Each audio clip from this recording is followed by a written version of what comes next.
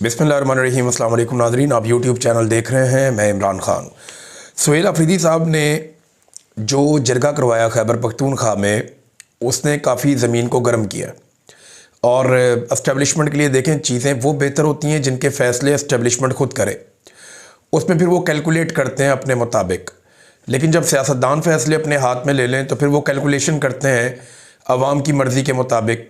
और नॉर्मली पाकिस्तान जैसे मुल्कों में या थर्ड वर्ल्ड कंट्रीज़ में जो इस्टेब्लिशमेंट के फ़ैसले होते हैं वो अवाम के फ़ैसलों से मुतसादिम होते हैं, क्योंकि इस्टेब्लिशमेंट अपना मफाद देख रही होती है और पब्लिक जो है उसका मफाद उससे थोड़ा हट के अलग होता है।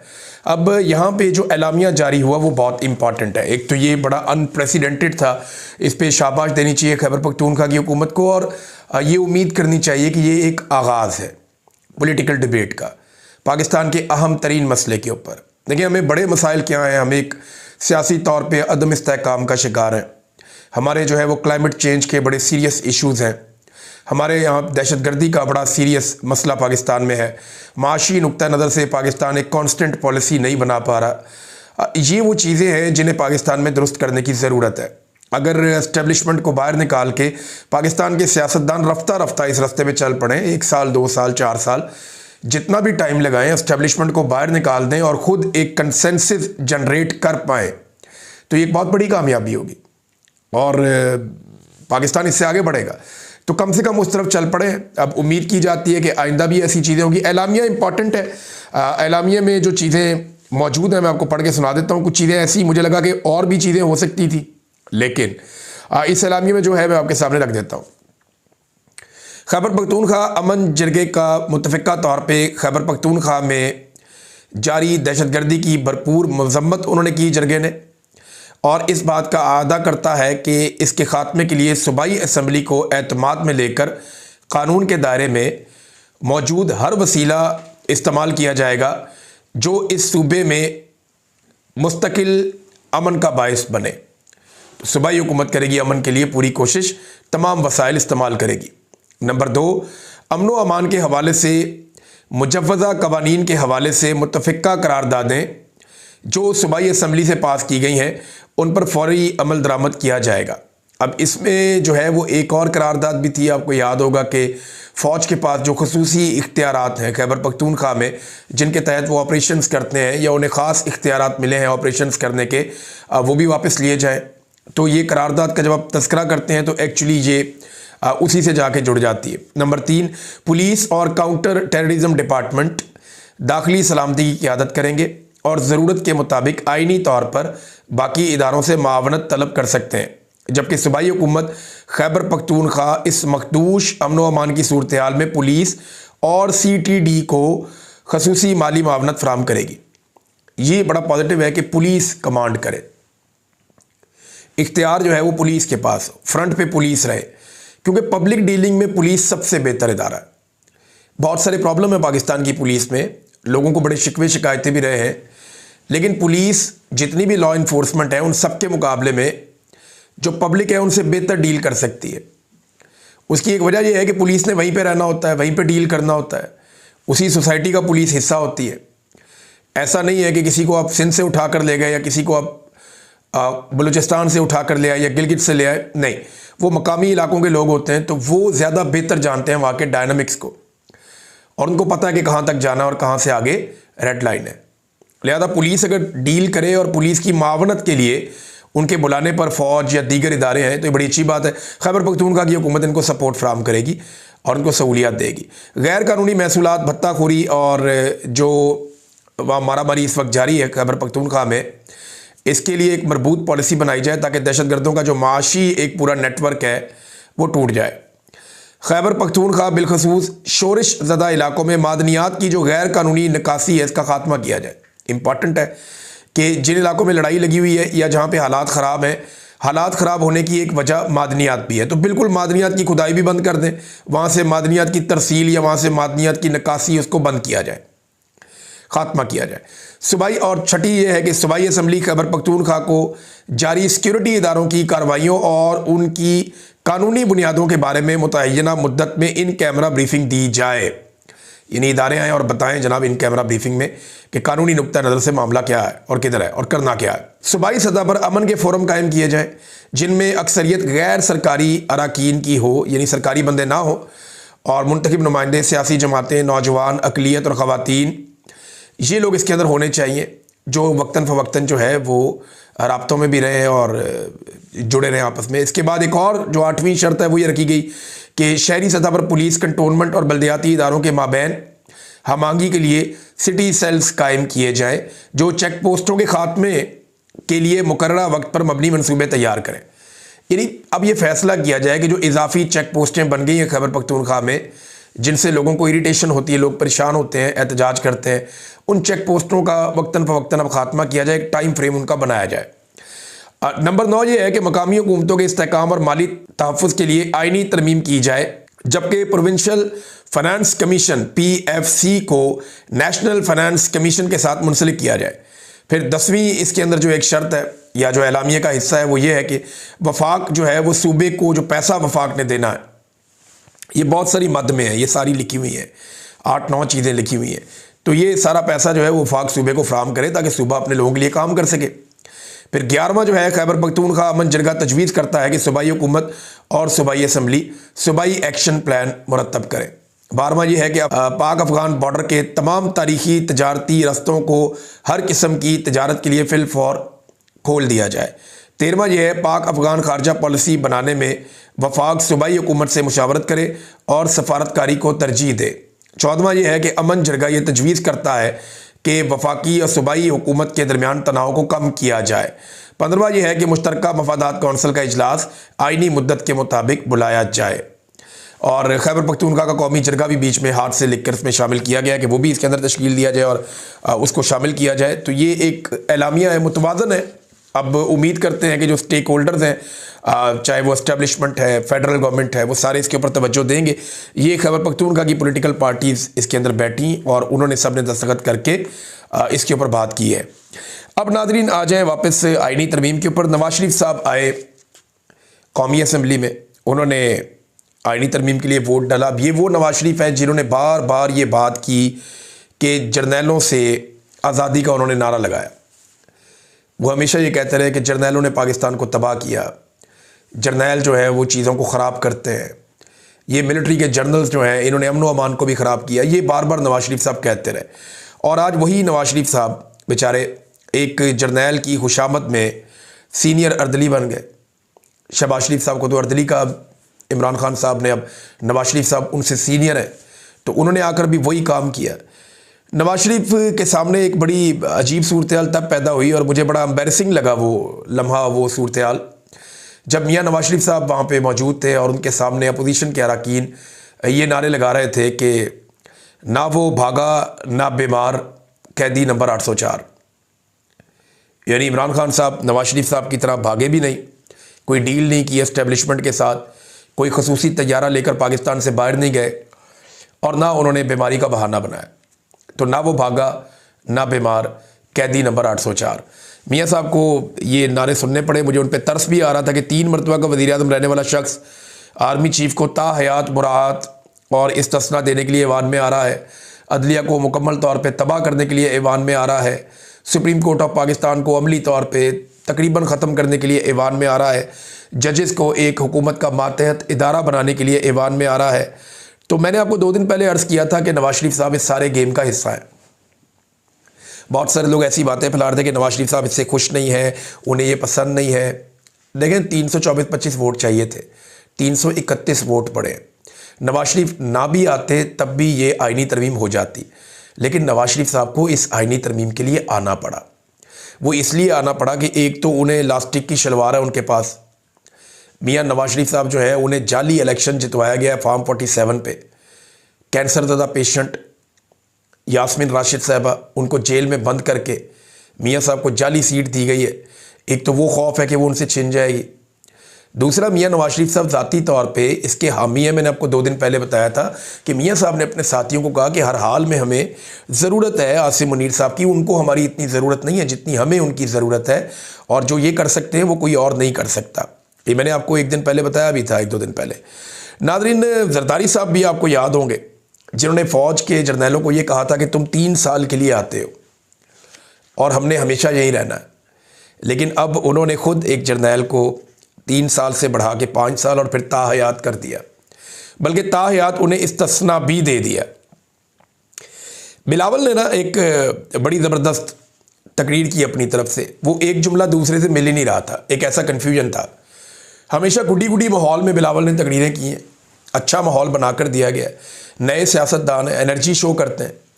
लेकिन बिलावल ने जो बातचीत की ना, तो मुझे तरस आ रहा था कि यार एक बात दूसरी बात से मिल नहीं रही। वजह यह है, जब आपके पास बयानिया ना होना तो फिर आप कुछ भी नहीं कर सकते। आप जितना मर्जी चिल्ला लें, गला फाड़ लें, आपके पास बयानिया नहीं है, आप कुछ भी नहीं कर सकते। अब बिलावल ने इस सारे मामले को, जो तरमीम है, स्पेशली जो 243 है आर्मी चीफ वाली, फील्ड मार्शल वाली, वो उन्होंने जोड़ दीजिए। फील्ड मार्शल ने भारत को शिकस्त दी और हमने उनके ओहदे को आईनी तहफ़्फ़ुज़ दे दिया है।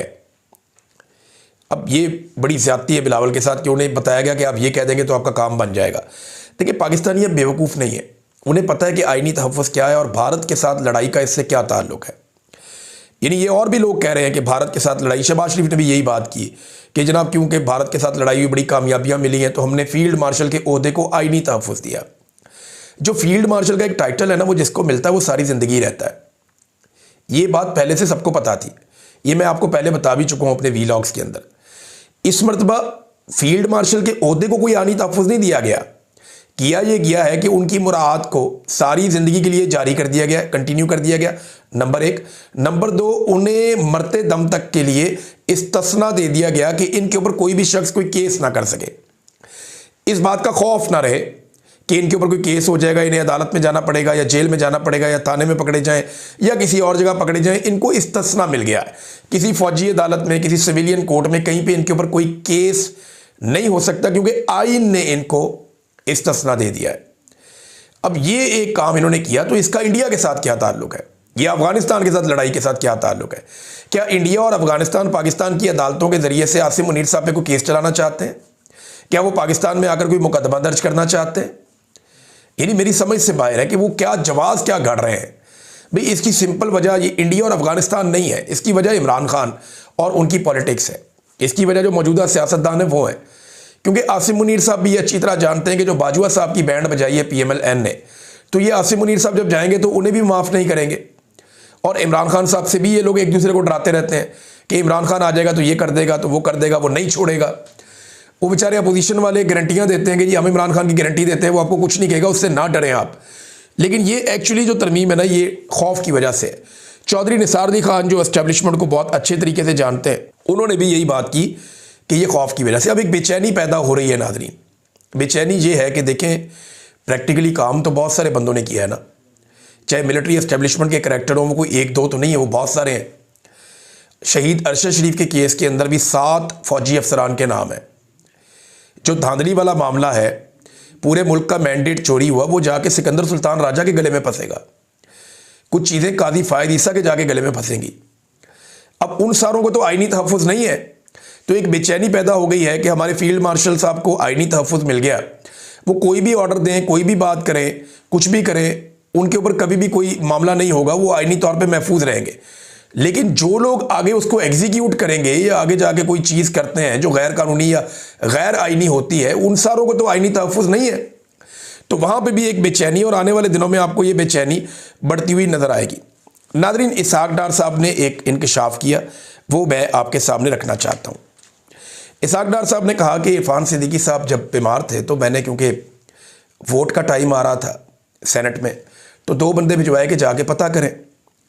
तो बंदे गए और उन्होंने जाके पता किया तो उन्हें बहुत सारे गैजेट्स लगे हुए थे, वो बेहोशी के आलम में थे।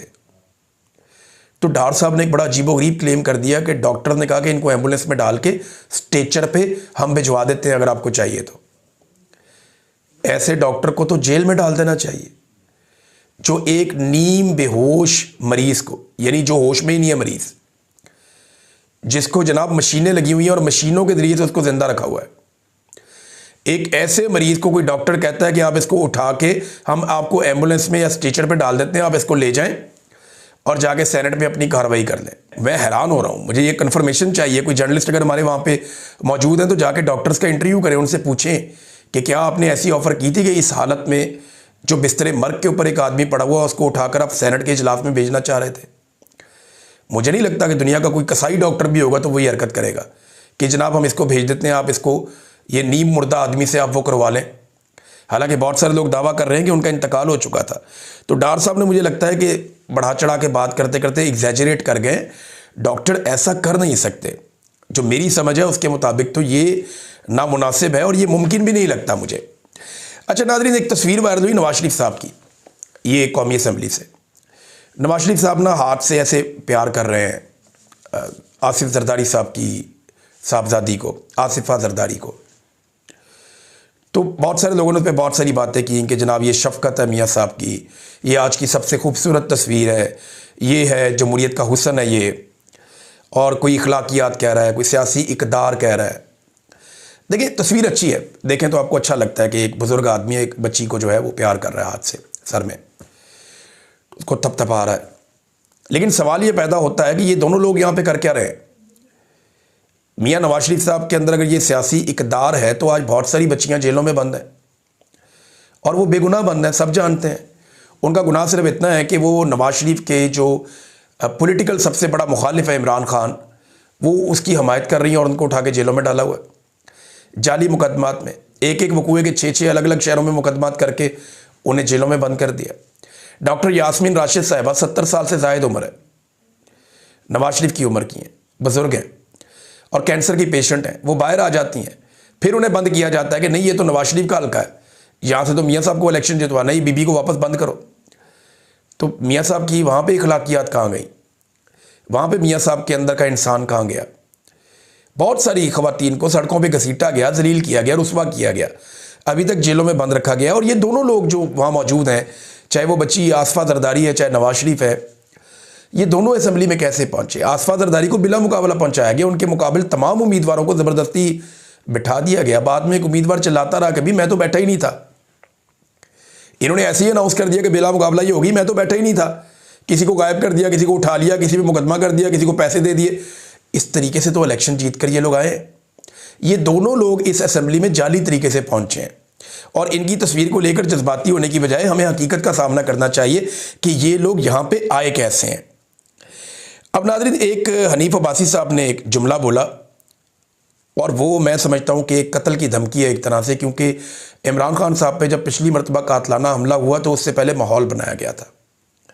अब हनीफ अब्बासी साहब का जो जुमला है मैं आपके सामने रख देता हूँ। उन्होंने कहा अगर ये रवैया ना बदला तो ऐसा ना हो कि इनके लीडर की वक्त से पहले ही फातिहा पढ़ ली जाए। ये अब कत्ल की धमकी, फातिहा तो उसकी पढ़ी जाती है जिसका इंतकाल हो जाता है।